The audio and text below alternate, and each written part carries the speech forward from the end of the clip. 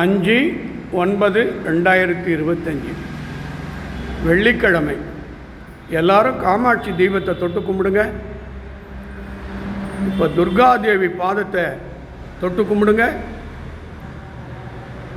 பத்ரகாளி அம்மன் அப்படியே என்ன நினச்சிருக்கீங்களோ அது ஒரு நிமிஷம் வேண்டிங்க. அஷ்டபுஜ துர்காதேவியை ஒரு நிமிஷம் வணங்கிங்க. பாதத்தை தொட்டு கும்பிடுங்க. அங்காள பரமேஸ்வரி குலதெய்வம் உள்ளவங்களை தொட்டு கும்பிடுங்க. அதர்வண காளி அம்மனை தொட்டு கும்பிடுங்க.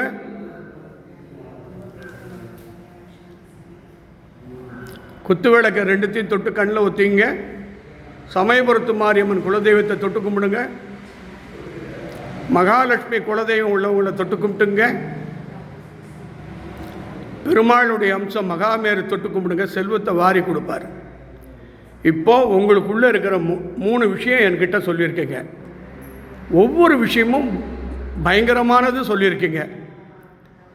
என்னை கல்யாணம் பண்ணி ஒரே வருஷத்தில் விட்டுட்டு போயிட்டார் வேறு பொண்ணை இட்டுக்கிட்டு.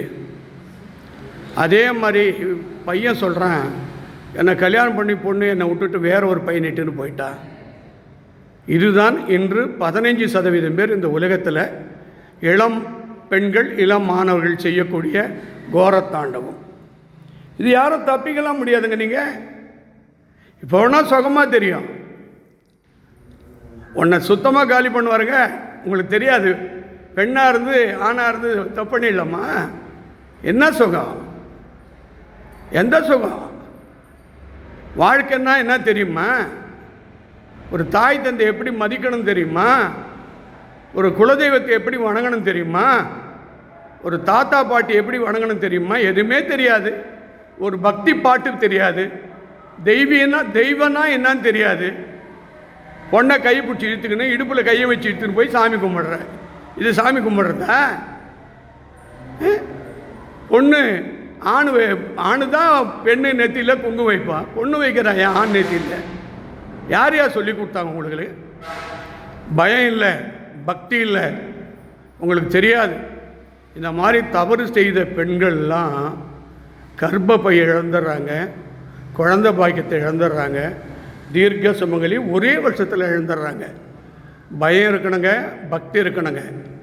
தப்பான காரியத்துக்கு போயிடாதீங்க. அதே மாதிரி குடும்ப பெண்களும் தவறு பண்ணுறீங்க. சீதாதேவியை நினைங்க, ராமனை நினைங்க, சத்தியவான் சாவித்திரி நினைங்க. ஏமாற்றாதீங்க, கணவனை ஏமாற்றாதீங்க, கணவன் மனைவி ஏமாற்றாதீங்க. பயம் பக்தி வேணும். பிள்ளைகள் உங்களை பார்க்குறாங்க, பேர பிள்ளைகள் உங்களை பார்த்துட்டு இருக்காங்க. ஒரு நாள் மாட்டிக்கின்னா தெய்வம் உங்களை போட்டு தள்ளுவார். பயம் இருக்கணும், பக்தி வரும். இப்போது அம்மன் அருளை